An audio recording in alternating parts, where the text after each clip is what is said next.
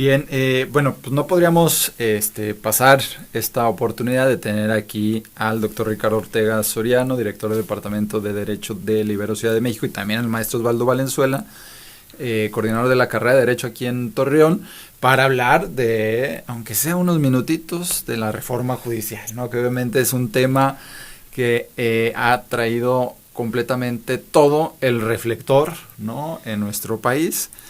Doctor Ricardo, a ver, ¿cuáles son sus impresiones sobre esta inminente reforma judicial?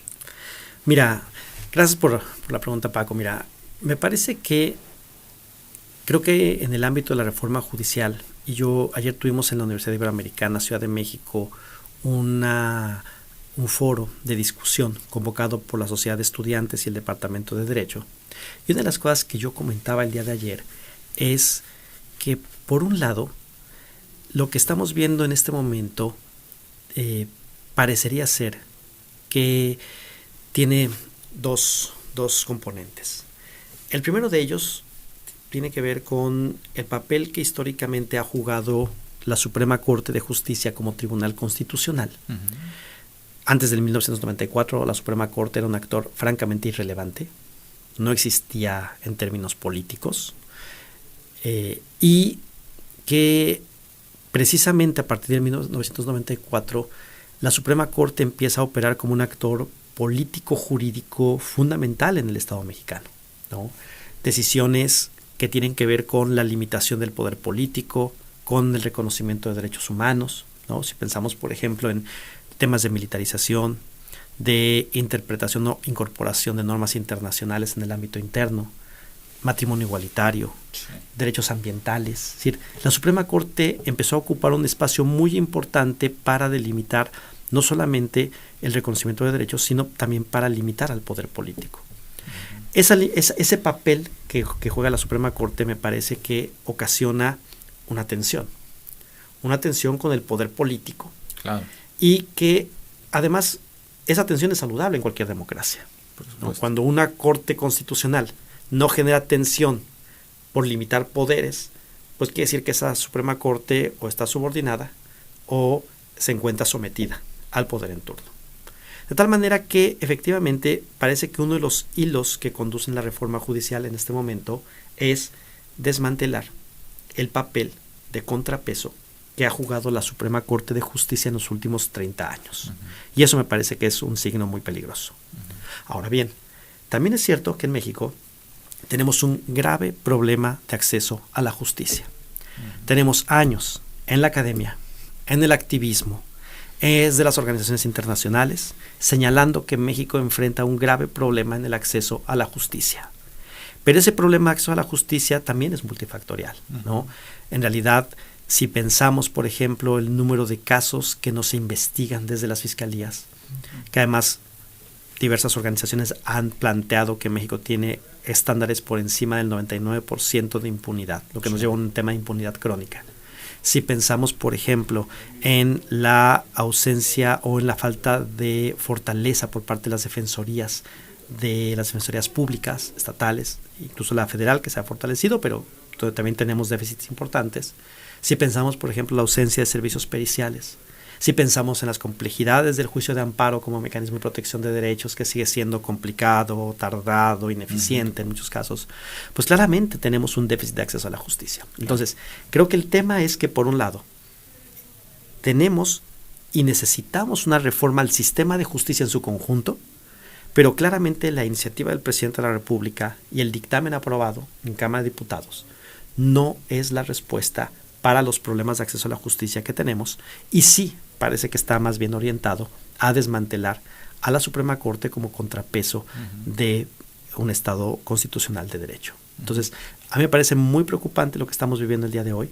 Creo que la iniciativa, tal como está planteada, no atiende los problemas realmente que la justicia requiere para transformarse, y que más bien está orientada a tratar de limitar, restringir, cuestionar los poderes que ha desarrollado la Suprema Corte de Justicia como un contrapeso en una democracia.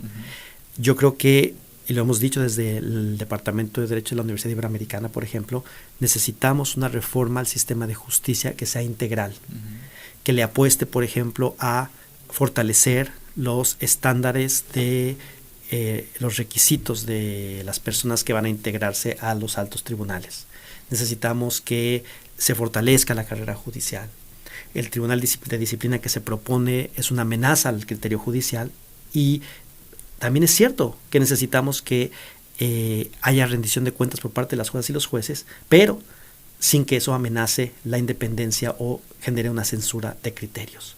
Entonces, creo yo que hay muchos elementos, como fortalecer las fiscalías, fortalecer el juicio de amparo, que no se tocan en la reforma y que sí pueden apuntar a combatir el problema de acceso a la justicia que enfrenta el país, pero esta reforma claramente parece que está orientada a otro propósito muy diferente, y que me parece, en términos generales, nos puede o nos va a conducir a una regresión respecto a un proceso que habíamos experimentado en los últimos 30 años, donde el Poder Judicial asumía o había construido procesos importantes de limitación de poderes. A eso iba un poco mi siguiente pregunta, ¿no? Mencionaba de lo peligroso que es la reforma judicial como se plantea actualmente. ¿Qué otros riesgos ve de seguir este camino? Pues mira, creo que hay muchos riesgos, y creo que se han venido planteando en los últimos días, en las últimas semanas, diferentes aristas, por ejemplo, en términos de los impactos que puede generar esta reforma. Desde la ausencia de seguridad jurídica, por ejemplo, no solamente para los inversores internacionales, sino para las propias empresas que operan en el país. ¿Con qué garantía puedes invertir en un país en donde sabes que el Poder Judicial no va a resolver de manera independiente y es posible que resuelva a favor de los intereses del gobierno? ¿Cómo, por ejemplo, puedes garantizar que las elecciones de juezas y jueces en los estados no van a ser cooptadas por los poderes fácticos, por el crimen organizado? Claro. Que al final las juezas y los jueces terminen teniendo un deber o una deuda con sus electores, ¿no? Y esos electores pueden tratar de influir en la imposición de juezas y jueces, lo cual afectaría de manera muy importante el principio de imparcialidad. ¿Cómo puedes, por ejemplo, garantizar que a una persona, un estudiante de derecho, que quiera hacer una carrera judicial, qué incentivos va a tener cuando, para llegar a ser jueza o juez o magistrado o magistrada, lo que necesita es suerte para la tómbola y ser popular? No importa si sabe o es especialista en algo o si tiene experiencia en juzgar, lo importante es que sea popular y que tenga suerte. Entonces, me parece que los impactos, son algunos ejemplos de los impactos negativos que tiene la reforma, y creo que el gran problema es que la reforma no está construida a partir de un diagnóstico adecuado y sobre todo que responda a los problemas que hemos identificado en el acceso a la justicia. Claro. Entonces, es realmente preocupante, y los efectos realmente son, en términos de la configuración del Estado y de la arquitectura constitucional, pues ponen en serio peligro la subsistencia del Estado constitucional. Sí. Y hablando de estos diagnósticos, ya para ir cerrando un poco, Osvaldo, lo platicamos inclusive alguna vez tú y yo, pues cómo no se toca el tema de la justicia en los estados, ¿no? Que es finalmente el 70-80% de la justicia tiene que ver con un fuero común, por ejemplo. Sí. Como mencionaba acá Ricardo, está enfocada en otro aspecto, no está enfocada en un verdadero diagnóstico de lo que sucede localmente, de lo que sucede a primera mano, que muchas de las veces es donde el usuario o la persona que va a buscar justicia o que va a buscar que se arregle algún problema, es cuando puede sufrir por la corrupción, esta corrupción crónica que ya mencionaban acá. Otro punto que también creo es, y luego que también a veces a los gringos les gusta utilizar esa palabra, que es como la crisis constitucional, ¿no? Un problema que se está gestando y que además de eso genera una incertidumbre jurídica, genera una incertidumbre general y una incertidumbre para la economía, si se lo puede decir de alguna manera, ¿no? Porque en menos de un mes, o un poquito más de un mes más bien, entra el próximo gobierno en turno, y va a haber ciertas cuestiones que va a tener que arreglar a bote pronto, ¿no? Hablando sobre todo de esa crisis constitucional que ya hace tiempo no se gestaba en nuestro país, en México. Creo que, volviendo al punto, y algo que me parece muy importante es eso de las elecciones, porque también otro tema es la democracia en México, o lo que se ha gestando en los últimos también 30 o un poco más de años, cuando se genera este nuevo órgano como lo es el INE y antes era el IFE. Las elecciones tienen ya hasta, ¿cómo te puedo comentar? Cada 3 años, dependiendo de quién se elige, se determina la participación de la gente. No participa toda la gente. Hay un cierto descontento o vaya, la democracia no está abarcando a todos los sectores. Si en ese caso, para los casos de los diputados, senadores, gobernadores, alcaldes, puestos de elección popular, en los cuales se tiene que convocar a toda la población y no está participando, porque se sabe que cuando hay elecciones presidenciales participa el 60 o hasta siquiera es el 70% de ciertos sectores de la población. Luego vienen las intermedias y baja. Sí, claro. Vienen las locales y baja todavía más. Hay una sobreexposición de elecciones en ese sentido. Ahora, agrégale otro en el cual vas a tener que votar por un órgano judicial que es inmenso y que muchas veces no llega a una comprensión más allá de los que son juristas. Claro. No tanto porque la gente no lo entienda, sino porque hay muchos tecnicismos que no puede llegar a un alcance popular. Entonces es un peligro, ahí sí pondría esa palabra que no me gusta luego usarla, porque aparte, ¿de dónde van a sacar el dinero y los fondos públicos para poder elegirte tú como juez, como magistrado o hasta como ministro de la Suprema Corte de Justicia? Sí. Que aparte, si es un premio a la popularidad, digo ya para ir cerrando el comentario, porque dependiendo de la cantidad de votos que tú tengas como ministro o ministra, son los años que vas a estar al cargo.